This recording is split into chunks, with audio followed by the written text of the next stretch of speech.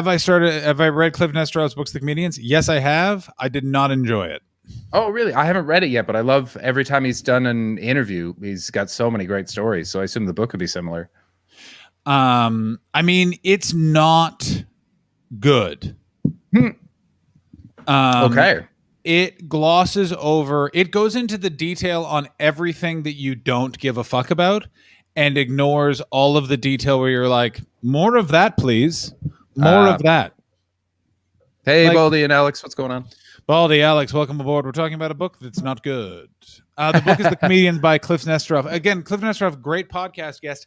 That book is it's just inconsistently written. He spends so much time on vaudeville and such little time on like a bunch of different aspects of stand-up comedy. He doesn't really go into the alternative comedy scene in the detail that it deserved. It doesn't touch on the two different coasts of alternative comedy. Like I should not know more about a subject than he does. You know what I'm saying? Like, and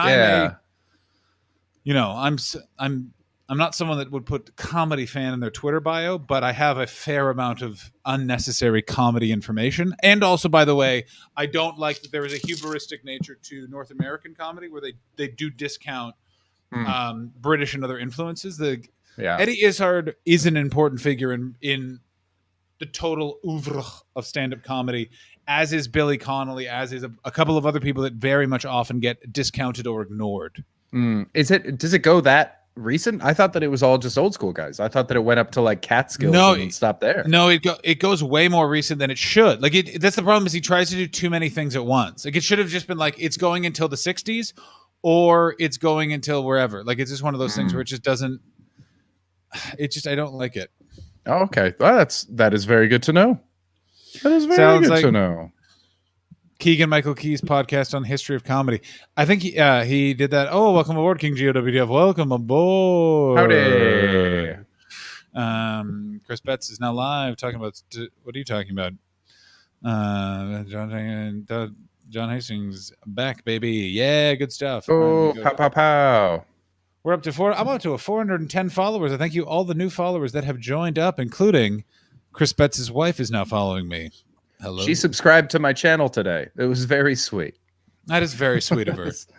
I did verses today, but with nobody. I just did it against Baldy and Alex and Cammy, and we had a great fucking time. It was so much fun. Yeah, I saw D-Carp was there. I was working on a writing packet, and I saw that you went online. I'm here to talk about our doomed generation. How about you? I don't think our generation is doomed, but I also, and Chris, I have seen Chris get frustrated over this when we have political debates while drinking, which is I am a unwielding optimist. Yes. Like I am an annoying force in political debates. Like and it's 100% genuine, which I also know annoys the shit out of everybody. Whereas I am correct, which must be very difficult for you. I am here for John to come on me. How about you? Oh, why? Very forward, luxurious flavor. Luxurious flavor. Yeah. I want to guess. I have two guesses as to who Luxurious Flavor is. It's a wrestler review fan. I'll tell you that much for free. Oh, I thought it was a comedian. Maybe that as well. But yes, no, I am. I'm a. It's one of those things where maybe it's just flora. It's just a plant. I genuinely do believe that the entire world will be continually and greatly improved as education gets better and better and better and more accessible. I think that a lot of things will completely go away. I also think as a religion becomes less and less of a focus in our society, especially in places like America, it will also greatly improve it, because you have to live your life a lot fucking differently when you realize that this is the only shot you get at existence. And then everything else, definitely a Wrestler Review fan. Welcome aboard, Luxurious Flavor. Definitely a Wrestler Review fan. Oh, yeah, there it is. Yeah. I know my people. I think that the world is like there's a shitload of stuff that the world is getting better at. You know what I'm saying? That's a fact. I mean, all over the place. It's getting better for the most part. It's just that stuff doesn't get covered by the news. King Geo, you sent me something. What did you just send me? Whose house is that? Why is that important to me? Wait a minute. Is that the house I think it is? Did you? King Geo, explain yourself. John, Exhibit A, to your Facebook message. Or are you just talking about how expensive that house is? No, just a random house. It's just very expensive? Is that your problem? Because is that about the thing about houses in Toronto are $1 million on average now? I mean, that's not where King Geo lives. I'm not going to dox him, but he lives in another place. He can tell you where he lives if he wants to, but he doesn't live in Toronto. He lives in a place that is usually considered much cheaper. But that, but that said, like, yeah, houses are fucking annoyingly expensive. One I was just looking at, the asking I could barely afford, but look at the sale price over asking. Oh well, yes. Oh my God, the list price $500,000, sold $800,000. Yeah, Canadian real estate's on fire. Who pays $300,000 over asking? Canadians who think but again, it's one of those things where in North America, the idea of property ownership is viewed as the only proper investment and the validation of being an adult. And you have to free yourself from that level of thinking and understand that you're defined only by how you perceive yourself in this universe. Have I been reading about mindfulness and have a therapist? Oh, fuck yeah. Go ahead, Chris. All my friends back home are having to come to terms with that. I knew that the moment I dropped out of university. But all my friends did their lives right and have good jobs and will never afford a home. Yeah, we're in show business where it's like, where do you live? These boots, my friend. Now, if you'll excuse me, I'm off to go enjoy not eating something wet. Yeah, there goes my night train. I need to sleep. Yeah. No, it's they're all just coming to terms with it. They're all just like, nope, we're never gonna leave Vancouver because we love living out west. And we're never going to own a house because we live in Vancouver. Yeah. But it's also that thing of like, it's actually weirdly, I enjoy Los Angeles because Los Angeles real estate's so fucking insane. Like it just fluctuates like crazy. Like I am genuinely thinking of moving into downtown Los Angeles because I love it, but I also have white privilege and tall man privilege. So it's like, oh, that wet homeless man has a knife. Well, I'll cross the street because he thinks I might be a cop. Is there a major Western metropolitan city that isn't moving that way now, though? We're all screwed. Prices being that high is not prices being on fire. It's the sign of the market burning out, the opposite of the bubble about to burst. I mean, this is actually a very interesting point, and why you got to love people that like the rest of the review, because they'll talk about loads and real estate infrastructures in the same breath. That's a solid fan base. Well played. Yes, they listen. Wrestling fans are many things, and off-puttingly alarming is definitely one of them. Excellent episode this week, by the way. What did we listen? Who did we talk about this week? Oh God, what was his name? They're all falling into each other. We're stacking them, so I don't know who it gets released. What was the latest one? I like them all. I really like your. It was Bad News Brown. Bad News Brown. Also Bad News Allen, judo star. Also, classic example of what you realize about fighting the more you learn about pro wrestling is that having big muscles don't make you a good fighter. Knowing how to fight makes you a good fighter. That's the funniest thing. I love that thing about Andre the Giant when he was like said something racist and the guy like stopped the bus. This is okay. So explain. So Bad News Allen was a actual Olympic judo champion, and he then went into pro wrestling because you make no money doing judo in the 70s. Mm-hmm. And here's the thing: he's in wrestling. Wrestling is a lie. Everything about wrestling is a lie. Mm-hmm. And so he's on a bus in Japan. Andre the Giant believes himself to be a bad motherfucker. Mm-hmm. Says something racist to Bad News Brown. Bad News Brown actually he'll kick your fucking head off. Yeah, goes to the bus Steven Seagal you. Yeah, goes to the bus driver, pull over, and then makes Andre look like a little bitch. And that's the thing. This is the thing. I am not a fighter. I don't know how to fight. I'm not going to fight you. I'm not tough. That's very freeing. And by the way, people that actually know how to fight are fine. I'm never going to get into a fight with those people. It's shitheads. Yeah. Yeah. That was one of the best lessons I ever got in school was a guy came into our school in like 10th grade and they segregated boys and girls. A woman came in for the girls and a guy came in for the guys. And they were like, you got 2 hours, 1 hour either side on lunch break. And the guy came in and he was like, hey, what's going on? I'm basically here to just answer any of the questions you don't feel comfortable answering or asking any of the adults in your life. And he was amazing. It was the most useful thing I got out of school. And I remember at one point, he's like, here's the thing about fighting. 90% of people don't know how to fight. And the 10% who don't want to. Yeah. So like walk away from a fight every single time because there's just no fucking point. Either you're going to look like a fool on the internet or they're just not going to come at you anyway. They're going to give you every chance to walk away. This is Penn Jillette's point about fighting, which I love, which is The problem with fighting is once you punch them, then it's their turn to punch you. Yeah. Well, that's my dad had a solution for that. He said, "Oh, hi, Poppy." He said, Poppy. if you think a fight's coming, if you know a fight's coming, because sometimes it's just coming and there's nothing you can do about it. Hit him first, hit him hard, and if he gets up, hit him again. Solid advice. Just don't let him take his turn. There's no queuing in fights. This isn't heavyweight boxing in the 60s. That's Manchester logic right there. Yeah. I'm from Manchester. I'm just going to hit this fucking guy. What did you do today, Chris? I did verses. I read most of a book called Shine, which is very interesting. It's about the creation of the very first Big Shiny Tunes. There's how long is that book? About 110 pages. Who wrote it? Suki Lee? Mark Teo. He was a music journalist out of Calgary. And he did a good job. It's funny. He's really mean about a lot of the bands. Like, he's super mean about Moist. He doesn't like Moist at all. All right, let's get into it. We're going to get back to that subject in a second. Answer this question. Without Rob Ford, without Coke, Trump, with unlimited Diet Coke, who wins in a fight to the death? Ooh. My money's on Rob Ford. Rob Ford, because he wants it. I feel like Trump's a coward. You hit him once and he collapses, like that guy that Sonny beat up in The Godfather and who just held onto the railings. Well, here's the thing: is yes, exactly. Oh, yes, that's exactly who Donald Trump is. Absolutely, fucking Connie's husband. Mm-hmm. Yeah, he'll hit a woman, but if you hit hit by a real man, if you hit my sister again, I'll fucking kill you. Yeah. David Hoare, what's up? David. Yeah, that's it. And I love that in the book. I don't think they said it in the movie, but in the book, they said, like, if the only thing that stopped Sonny from killing that guy was that he couldn't fight back. Yeah, he's like he doesn't hit defenseless people like women, children, or this guy. The Godfather book is so bananas because there's just such weird plot divergences. Like that woman with the giant vagina is so weird.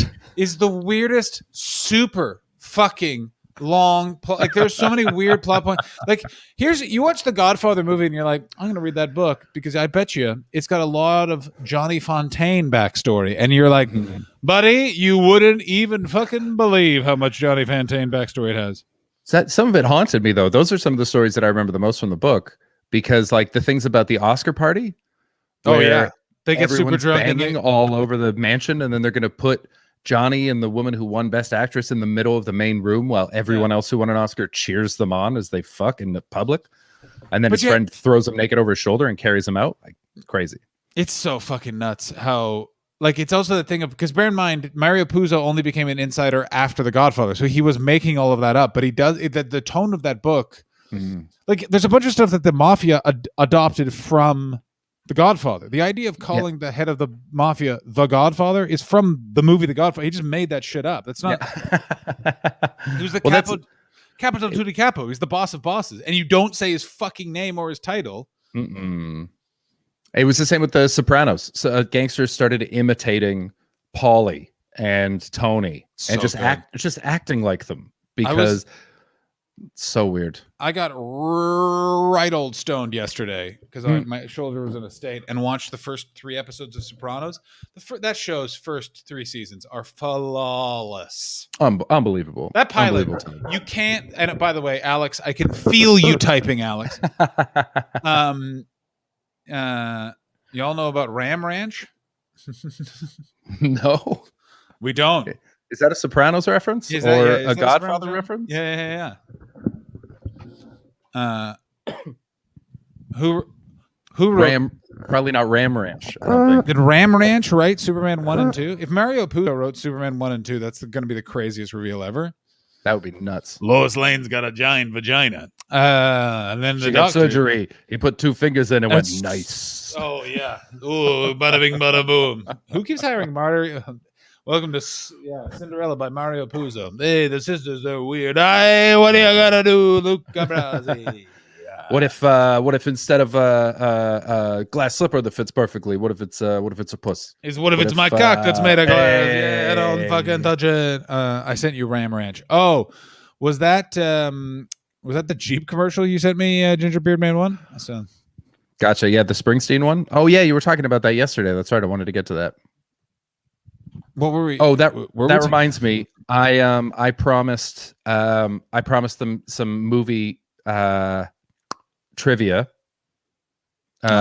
during the show before because I couldn't think of any, and I know I had some, and then I forgot to look for it because my wife made me dinner and we watched Brooklyn Nine-Nine. So if you have any movie trivia and can pay off my debts, I'd really appreciate it. Alex Watson, yes, it is supposed to make you aware of actually not the bones healing, but the wound and how deep and cut and intense the incision was. But I just needed to feel something that was different than my current mind state, and 100% worked. It was real fun. I had a real, stayed up way too late, ate a bunch of bananas. It was wonderful. That's a good. Brooklyn Nine-Nine, I'm going to say it. It's fine. Wrong, but that's okay. It's wonderful and gets better with every watch.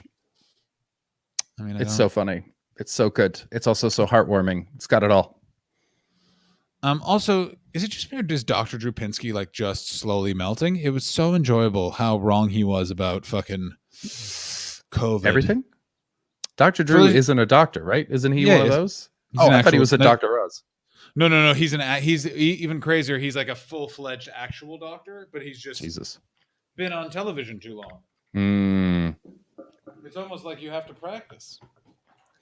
Yeah, or read, or be interested in the truth. Any of those. Ooh! In Ferris Bueller's Day Off, during the montage of shots showing It's a Nice Day, they hired a Hollywood squirrel, but it just sat there on the power line, so it looks like a fake squirrel. What fun trivia. Very nice. Hang on, I'm just trying to fix something. I only have one arm. Fuck you. I've got one. The first time Gilbert Gottfried did the Tonight Show with Johnny Carson, they invited Woody Allen backstage to watch all the comics that were going to be on the show. And apparently Woody Allen was in the green room and just watching on a feed, didn't say a thing the whole time, just stone-faced, didn't laugh. And then Gottfried came up and he told a couple jokes. And then Woody Allen said the first thing and he said, is he part Navajo? And that was it. That was the whole thing he said during every comic that was on. So Woody Allen is a hater, I believe they say. All right. This is from... What the fuck? This is not a Bruce Springsteen commercial. Showers at Ram Ranch. This is from Ginger Beer Man 1. Cox wanted to be sucked. 18 naked cowboys wanted to be fucked. Cowboys in the showers at Ram Ranch on their knees. What a sexy tone. This guy. Yeah. This seems like something that would be on E-Bomb's World. Yeah. Yeah, this feels like a bad Tim and Eric sketch. Yeah. Let's see if it changes at all. Because I got news for you. It's 6 minutes long, and I'm not making it that far. Cowboy Cox, Ram Ranch really rocks. Yes, David Hoare. It does sound like Papa Roach. Hard, buff cowboys. Their cocks throbbing hard. Wait. Out in the yard. Big bulging cock. Okay, wait a minute. Now we're getting some context for this. Investment banker turned homoerotic music guy with thousands of tracks. Wait, so this is music? This isn't a commercial for a real ranch? Yeah, this isn't commercial for what I best could describe as what a homophobe thinks gay people are. Yeah.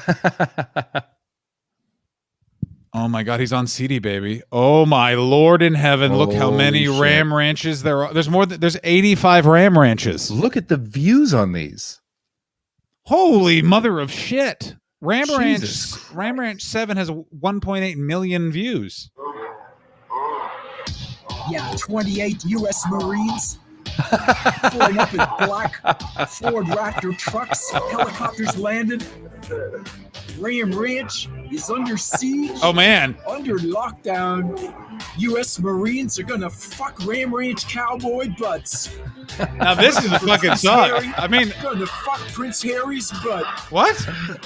Yeah, wild buff.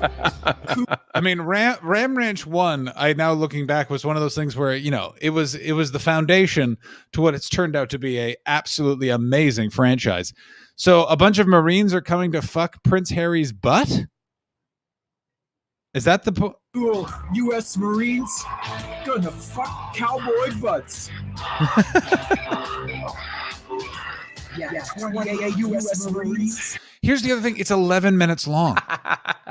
Let's just go. We're going to minute 7:50. We're going 7:59. Heard 12-inch US It's the same line. Yeah, Sean.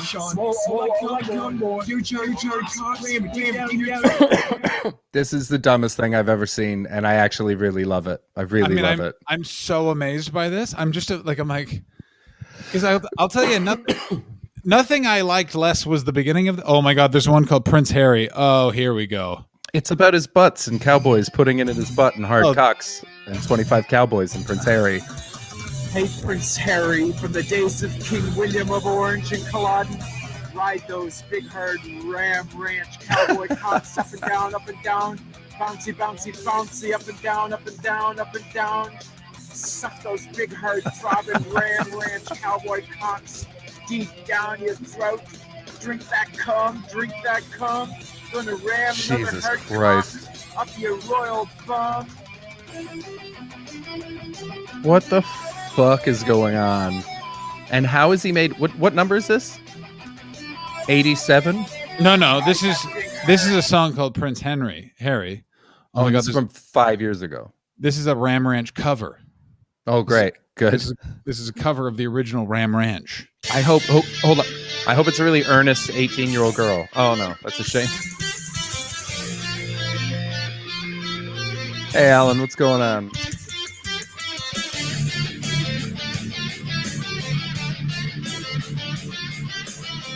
It's not the same without the words. No. I mean, he's rocking out, to be fair, but... How long is this? Did they do 11 minutes as well? No, they only did 3 minutes. Somehow. Cowards. No words and shorter? Yeah, they...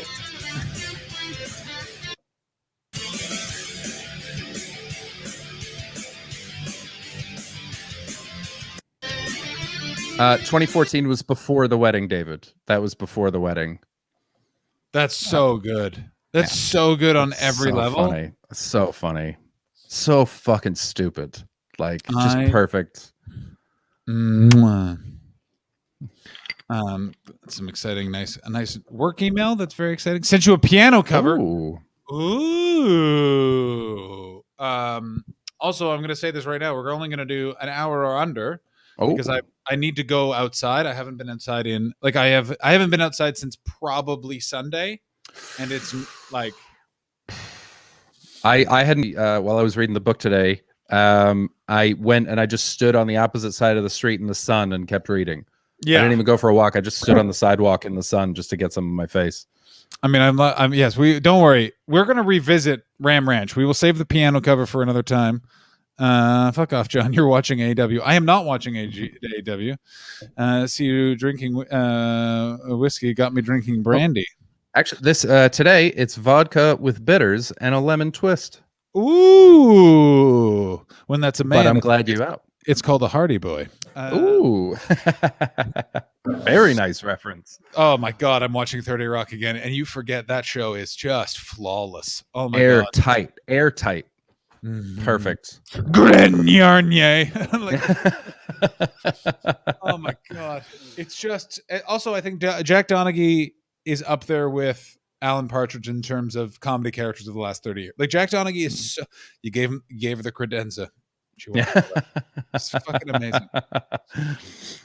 Also, I think that my favorite insight is that he has a weird kink for braiding women's hair. I think that's so fucking good. Oh, by the way, I was way too fucking high to be introduced to Nardwar the Human Serviette, but he is dope. He is dope. I fucking love Nardwar. Talk more about more Canadian comedy more. Oh no, we're gonna talk more about Big Shiny Tunes. Chris, I'm gonna literally. I boiled some tea because I knew I needed a fucking caffeine pick me up. Get it. And then Chris is gonna talk. We're gonna talk about Big Shiny Tune, the book Big Shiny Tunes book that Chris is reading. I'm gonna go get coffee. Chris, the stream is. Hi everybody, welcome to the stream. Can anyone do a Gilbert Gottfried impression, but like in text because I can't hear you? Now then. Dude, Nardwar is genuinely special. There is no one quite like him. I'm such a huge fan. And did I get, hey, Alex, what's up? Let me see. I didn't, you know what? I meant to get film facts, and I was having such a nice time with my wife after we bonded in the chat that I totally forgot to. But I'll have some before the end of the show. I'll start when John's back and he can carry half the conversation. I'll do it. If you guys have film facts, post them down and I'll read them out. But excuse me. Yeah, I want to know what Nardwar's like when he is alone. I want to know when he's just having tea with his mom. Is he still that's my Nardwar impression. I've been working on it. John, I mean, he's in control of the stream, Alex. There's not much I can do about it, but I'll start my own stream, invite him on, and then kick him off. That's how we're gonna do this from now on. Crispet's massive. Cammy, thank you for subscribing earlier. I didn't notice during the show, but I saw it afterwards, and I very much appreciate it. You are excellent. Yeah, we should get JJ on the stream. I don't know why we haven't had him on yet.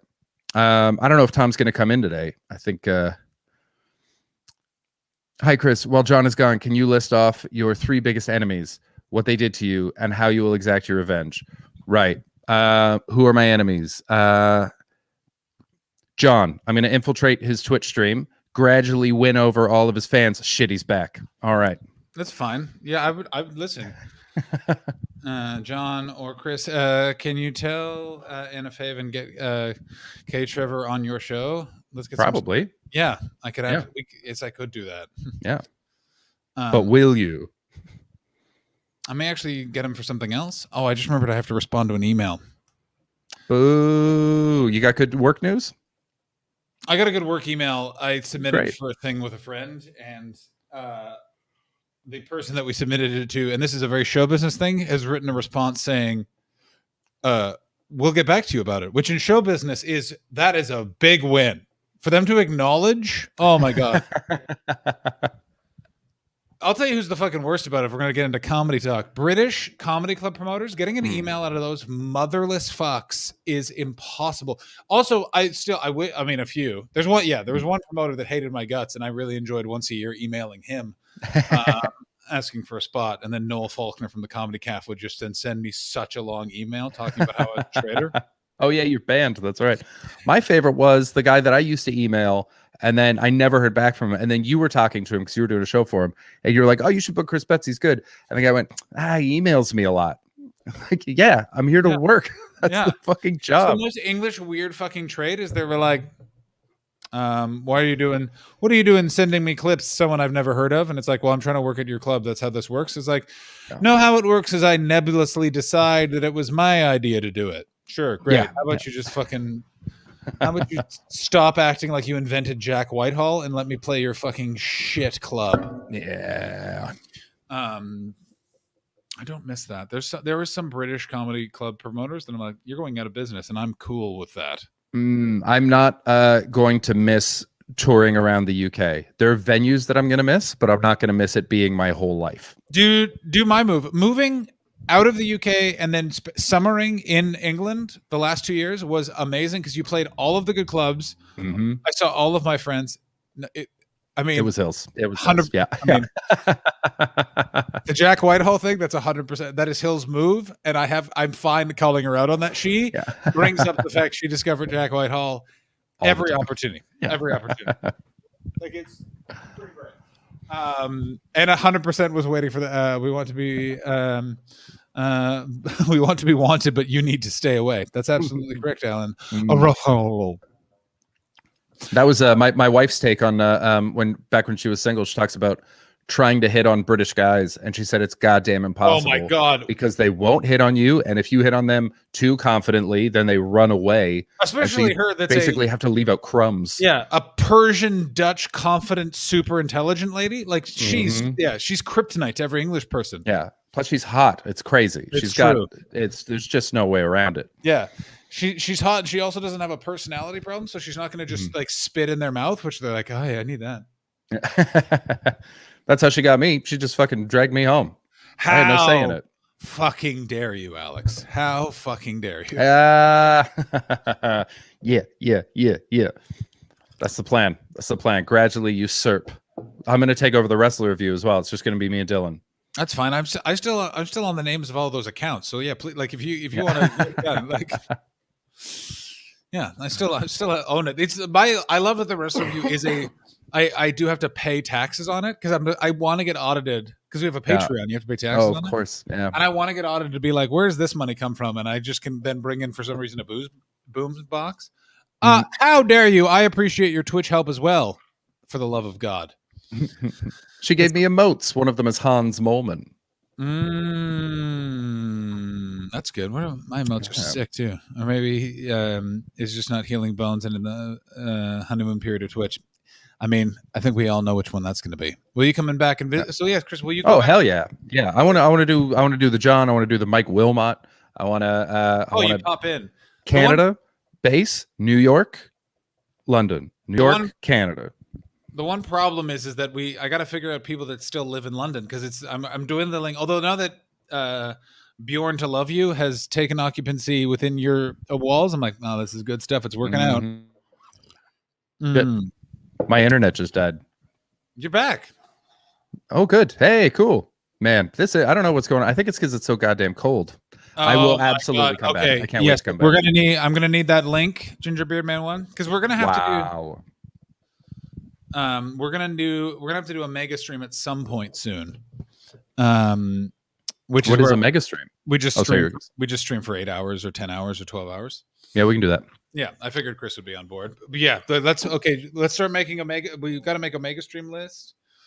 Yes, Paul is going to be on soon. At some point, we're going to do a No Holds Barred watch along. I think that we could kick the mega stream off. No Holds Barred watch along.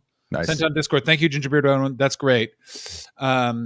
Maybe King Geo WTF bringing shade.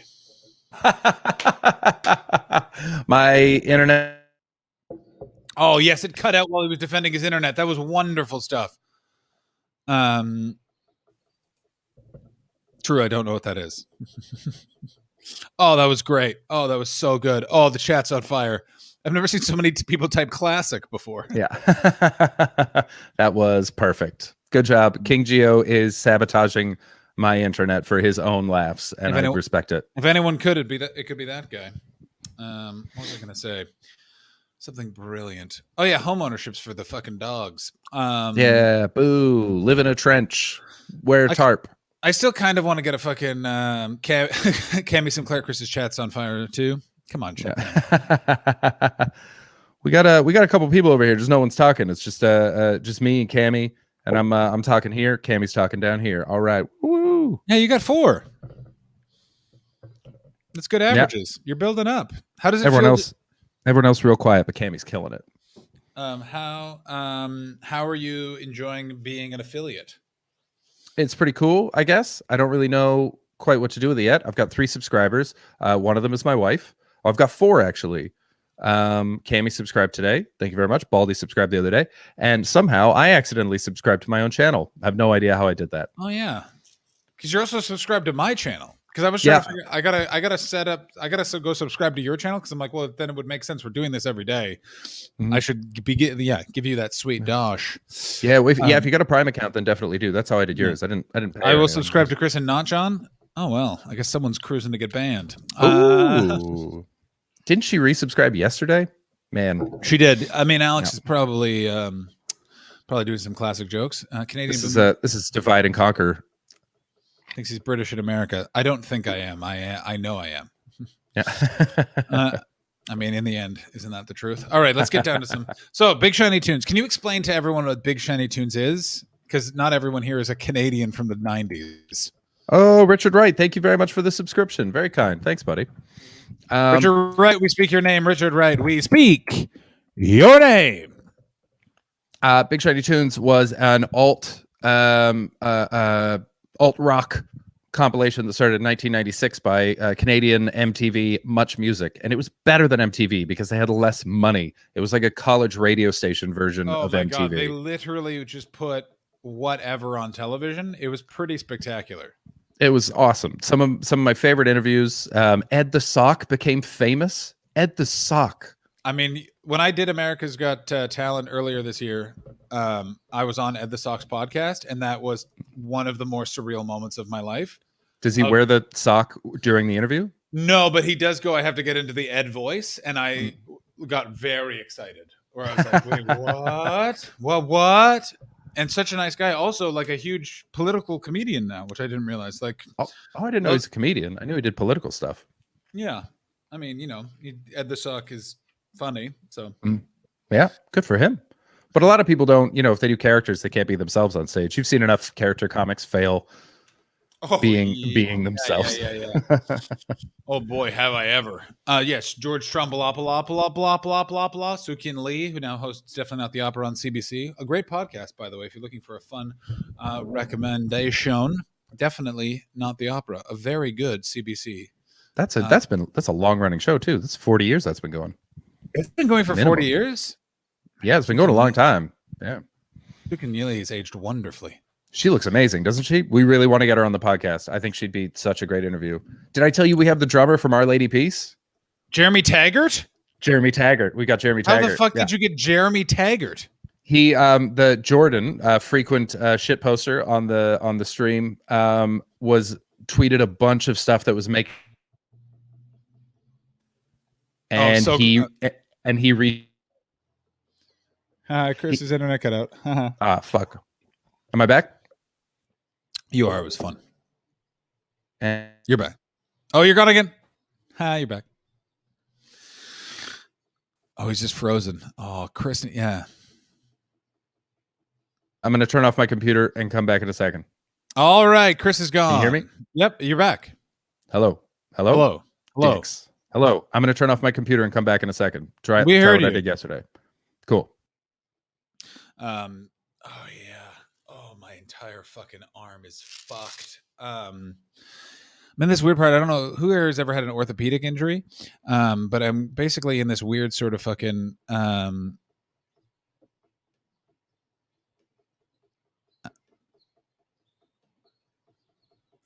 got news for you.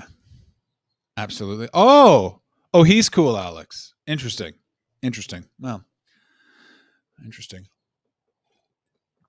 That will be remembered. In this weird sort of thing where it's basically like no position is good because every fucking muscle is fucking kind of moving. But let's all talk about this, and it's very important. I am able to fucking wear a goddamn fucking t-shirt, which I haven't been able to wear in almost a fucking month. Do you understand how fucking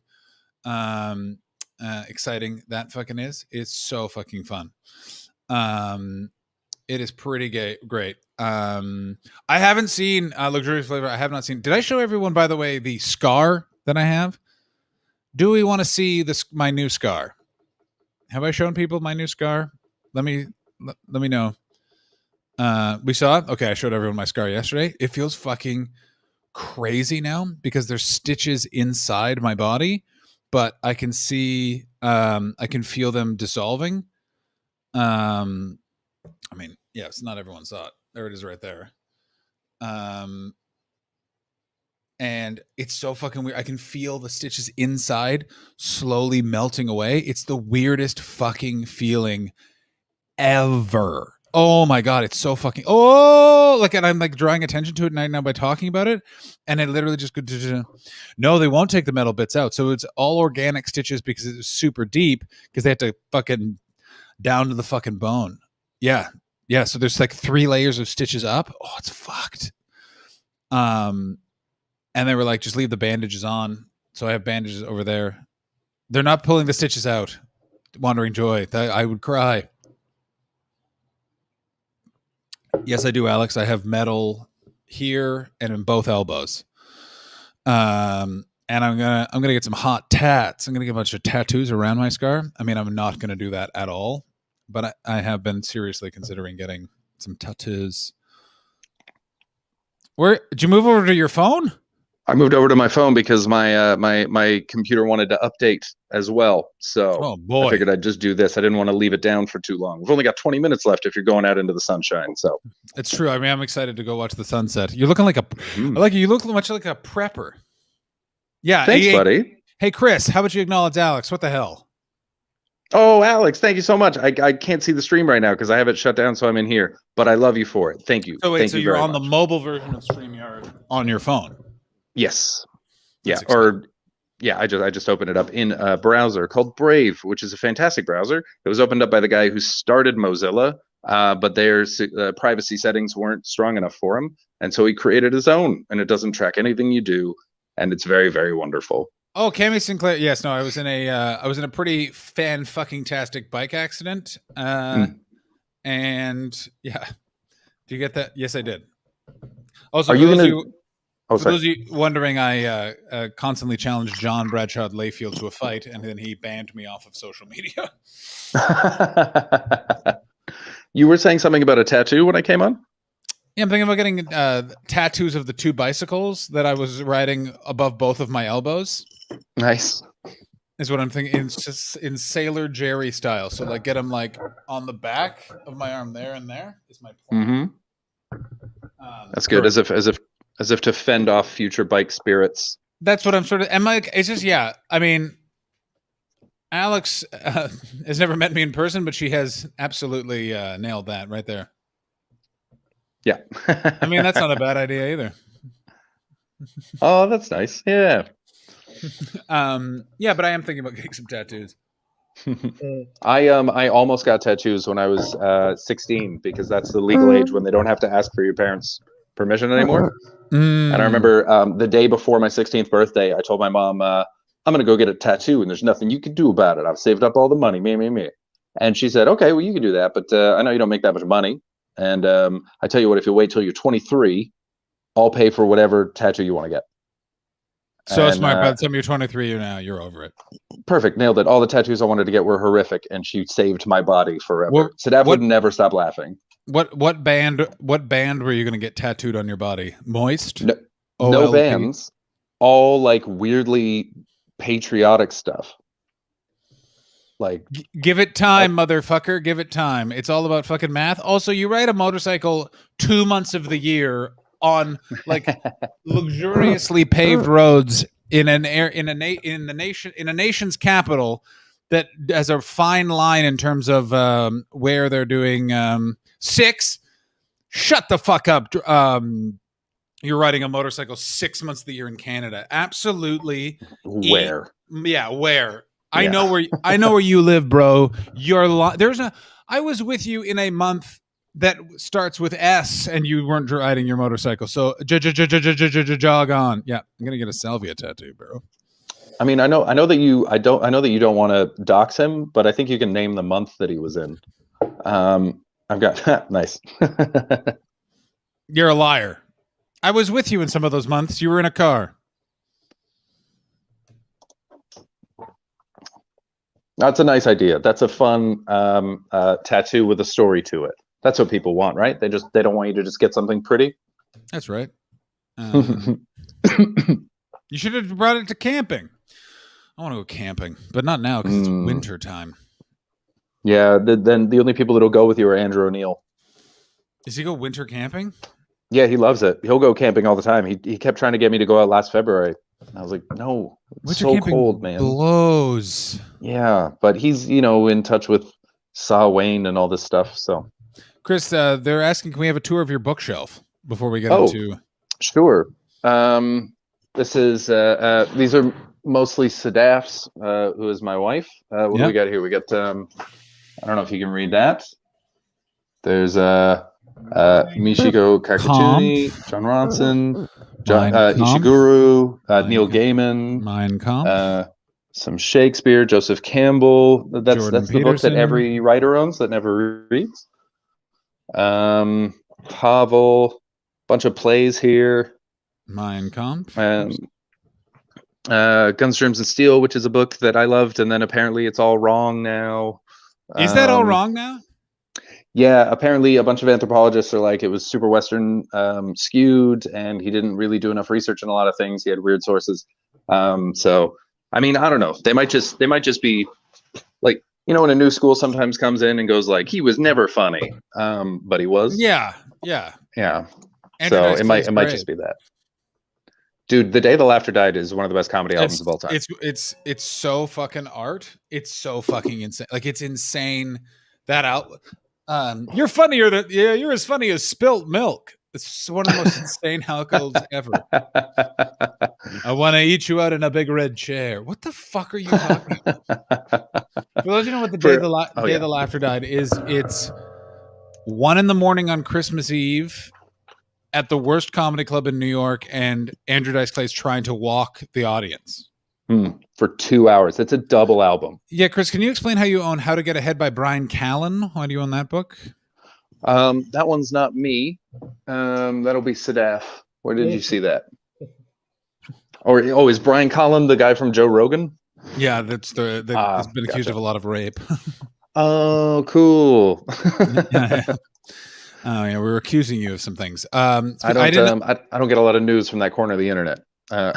I have not cracked open your books yet, Gio, because I have a broken arm, and I was going to do some reading because I was like, oh, this will bring me some intellectual pleasure. Do you know, guess what? One of the things you need both arms for in specific malleable positions. It's actually really hard to, have you tried, the only way to read is for me to sit at my kitchen table like I'm studying. Yeah. Yeah, I remember that. You can hold it like a distinguished gentleman. Yeah, but you can't because the pages go. I know, but I don't like Kindle. It's also like I got the books. What the hell? And oh my God, he's in both places. Seamless. Oh my God, so wonderful. Let's now talk about so Jeremy Taggart's going to be on your program. Fuck yeah, he is. He's gonna tell us all about. Oh shit, is this not on? Oh, okay, gotcha. I can hear you. Okay, good. That's something. It'll come through. Yeah, that's great. Am I better? Yep. Better now? Yep, I can hear you. Yep. Okay, cool. So he retweeted.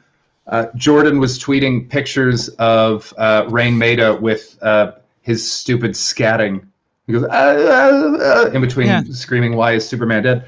And Jeremy Taggart thought it was thinking, why? Yeah, Superman's dead. So he retweeted us and followed us, and enjoys us making fun of Jeff Martin from the Tea Party. And we asked him if he wanted to do it. Yeah, and he's like, "Yeah." He feels like he's coming down. Do you think that the members of the Tea Party will be on your program? That is the ultimate dream. We want the members of the Tea Party so desperately. I mean, I feel like you could get them. They are from Vancouver or Toronto. Yeah. Where did we just determine they were from? They are from Toronto. They are awful, and I don't like their music at all. And we spend most of the podcast making fun of Jeff Martin, which is why we want him on. He's so fucking saccharine. There's nothing fucking worse. We just want to see if he's a good. They are from neither Toronto nor Vancouver. Oh, well, actually, you know what? I'm kind of glad that I don't know anything about Tea Party. Where are they from? Windsor. Boo. Hell yeah. Oh my God, he's had so many solo careers. Oh, his solo band's called Jeff Martin 77. Isn't that just two dicks back to back? Yeah. No, Jeff Martin 777. You know that's some sort of occult symbol thing that he thinks is deep. It's the width, length, and breadth of a scarf that I enjoy wearing. God, I hate him so much. But yeah, we really want him on the podcast. I think he orders the same thing as Yoko Ono in The Simpsons when he goes to bars. Oh my God. Also, do you think, I always think about this is that like Yoko Ono, like, because in the end it's since come to light where it's like she didn't break up the Beatles. It was fucking Paul. Oh, I didn't know that. Tell me that story. Paul just went to a castle in Scotland and wouldn't say the band is broken up. He left it because he knew John would, because he knew that John was a hothead. Wow. So it's like the passive aggressive way my friends broke up with girls in high school. Absolutely. Basically what it is that John and Paul were platonically in love with each other. And then they both got partners and replaced each other and then could no longer work together. Yeah, that sounds right. That sounds very plausible. I'm going to say Q. Q is, because guess who? Q is God. Fair enough. Hell yeah. Absolutely not. or not so platonic. Maybe not. I don't think they were like Mick Jagger, because Mick Jagger and David Bowie had a absolutely wonderful love affair there for a minute. Yeah, that's why Wild Horses was written. Is that Wild? I thought it was Angie was the song that was written about it. No, Marianne Faithfull walked in on them when she was with Mick Jagger, and so he wrote Wild Horses to try to convince her that nothing could stop him from loving her, even David Bowie's thin white dick. I thought the song was for Angie Bowie, was written by Mick Madden, by Mick Jagger to apologize. Let's look this up. Angie. Yeah. Angie. I just fell off of a cake. Angie Rolling Stone song. You know. Oh, the Rolling Stones. Oh my God, 70s Rolling Stones, so fucking good. The Rolling Stones in the 70s are the only people that look fashionable in the 70s. I don't have enough of a knowledge of that, but I definitely know that they looked cool, and that was pretty rare. Although some people, like if you were wearing bell bottoms and like disco stuff, you needed an afro to balance it out. You needed that aesthetic size. Jagger, it's not about Angela Bowie. It's more than likely about his breakup with Marianne Faithfull. Good God, Marianne Faithfull was like, is she still alive? She was one of the last great smokers, wasn't she? Like she smoked, like she still smokes, I think, or like smoked until like so recently, where you're like, really, Marianne, you are a singer, and she's like, that's right. Yeah, man. No, I love that. Get off my cloud. It's like her and Van Morrison, and that's it. Is Van Morrison still smoking? I think he's still everything. I think once you cross the Rubicon, there's no going back. Fuck it. He's not Keith Richards. Well, Keith Richards is still smoking somehow. Yeah, that's true. He is, isn't he? He quit everything else. Did he quit everything else? Yeah, man. He's been off drugs and booze for years. That's why he's alive. Oh, I thought he was just one of those guys that was still doing it and just hanging out. I like, by the way, that he's the symbol of drug use, but he even said to himself, he's like, I did them, but I didn't do that much. I always only ever did one. And he did the best. Yeah, he's like, yeah. He wasn't Pete Doherty. He wasn't buying it off some dude in Camden. Oh, do you remember what Pete Doherty, that weird sort of follow-up to Pete Doherty, where it was after that, it was just them talking about all of the different fry-ups he was having in the Essex town he was forced to live in? Jesus Christ, no. Oh, that's God. bleak. Let's look at, Chris. Or what is his name? Wait, what is going on in the chat right now? Anti-Vax Morrison, Quincy Jones, Chris Isaacs. Real? I don't know. That's good stuff. Pete Doherty was Amy Winehouse's like druggy beau. Yeah. Fry. Oh yeah, Pete Doherty. If you put an F, first thing comes up. Fry up. Oh yeah.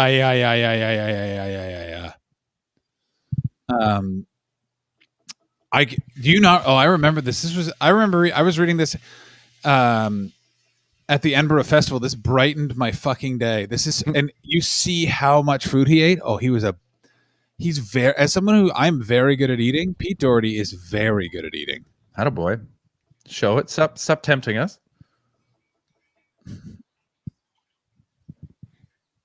Look at that platter. Holy shit. Way to go, man. Way to go. I mean, you can only eat that when you're drunk. That's the only possible time. Or just not trying to drink anything else.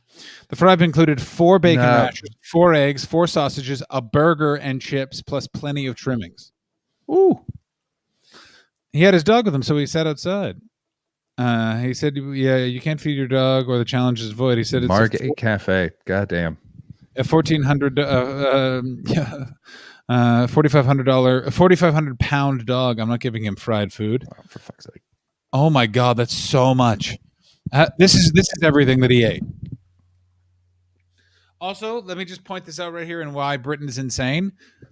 Less than 20 quid. Good Christ. Oh my God. You can feed 2 families off that. I mean, you could eat that all day. Oh, it's so good. People, it's so insane. Look at like he ate the whole thing, and he doesn't actually look that unhealthy. He definitely does look like a classic guy who had too much fun in his 20s, lives in Britain kind of guy. Yeah, and he has that looks weird. Like he had 2 kids at 16. Yeah, what happened to? Also, Pete Doherty. There's a video of Pete Doherty crying about Chaz and Dave on YouTube.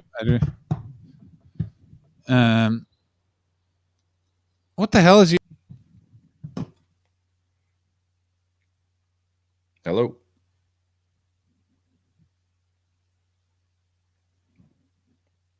What's going on? Where did John go? Oh my goodness. I literally just went on to my phone to go into the back of the room because my internet was so fucked, and now John's out. I'm back. Okay, cool. So wait, so where you go? You got the phone going as well? Yeah, double me. Get it all. Oh, that's a bad idea. That's a bad idea. Oh, that echo sucks. I'm gonna close off my my web browser one, and I'm gonna go to the phone because my internet keeps fucking up on here. Yeah, look at it. Yeah, take them both in. Echo. Yeah. All right, we got there we go. 5 minutes left on the stream. Chris, tell me about doing solo verses. I'm intrigued. It was a work in progress. You know, there was we tried to find some common ground. What did we talk about? We talked to Cammy had me arguing in favor of beards, and then there was the I had to argue why it's important to thank Edinburgh bus drivers, even though they're a bunch of dicks. They are dicks. I never noticed that before, but I just assumed they're bus drivers and it's a shitty job. I only know it from Scottish people have a thing against Edinburgh bus drivers. I don't know what it is. And yet Glasgow bus drivers are totally fine, but that's also because Glasgow is the superior city in every facet. Yeah, Glasgow is amazing. Here's my problem at this point is I have had too much good weather of California that I can't imagine the bleakness of winter anymore. But like I want to just go to those cities not in winter. So like I want to go to Glasgow so badly in autumn. Like that'd be beautiful. I have this fantasy of coming to the UK in the autumn. And just wearing coats and standing in crowds. Because how quickly, once it lifts, are you guys gone? Or is it like the second you can go, you're going? I like to stay an extra week if I can, but a lot of the time I need the work right away. And so I mean once COVID lifts in the UK. Oh, as soon as we can. Gone. Like, yeah, as soon as we feel safe flying, we're going to go to Canada. We're going to visit my dad. Then we're going to move in with a friend in Montreal for a little while. Ooh. Yeah. Why Montreal? Just because it's cheap and I can get a job today. So, and you just go and put the old bartending cloth back on for a couple of months. Yeah, and just earn as many tips as I can and take it from there. Unhigh fives? What the hell? Oh. Yeah, but then I'll come back as soon as I can, but I want to go to Canada first. And now my phone's about to die. It's a whole thing. I mean, it really seems like that it makes sense that the stream's ending. So let's talk about who are we going to raid today, everybody. Who's online? I can't see any of your comments, by the way. That's a problem doing this on the phone. Baldy's just said Glasgow can get fucked. I'm surprised to see that you don't like Glasgow. Oh, Glasgow's so great. Yeah, it is so great. I was about to be like, Chris Betts is on. We can rate him. No, we can't. You do need to go for a walk. Jesus. I mean, we rated Roscoe so recently. Anyone else? Any other takers? I rated Javier earlier. He's not on. My friend Ems is on. We're gonna raid my friend Ems. She's rated us before, so we're gonna raid her. What's the raid message, Chris? What would you like our raid message to be? Oh Jesus, I don't know. What did we talk about? I had so many switches that I'm lost now. King Gio's going with Big Shiny Tunes, so we're gonna. That works for me. That works for me. Alex, stop suggesting that. What? Chris Betts, Bareback Rider. Yeah, I mean, It's the problem with the internet is they never by the way, please make sure you follow and subscribe, both of us. You join the Discord to find out more fun behind the scenes interview and be part of the community. You can check me out on social media. Everything is under at the John Hastings. Please make sure to go and watch Chris do his fun fucking shit of Chris Betts versus the Audience, and subscribe to that podcast.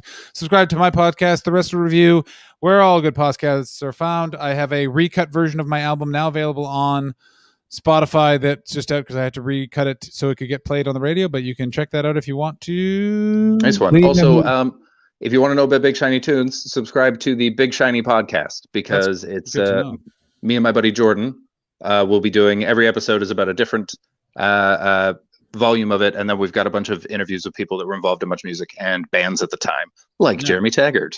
So please, it's Big Shiny podcast. And the link is right there. We are now heading over to see my friend. And remember, the raid message is Big Shiny Tunes. The raid message is Big Shiny Tunes. We will see you tomorrow. Woo! Bye, guys.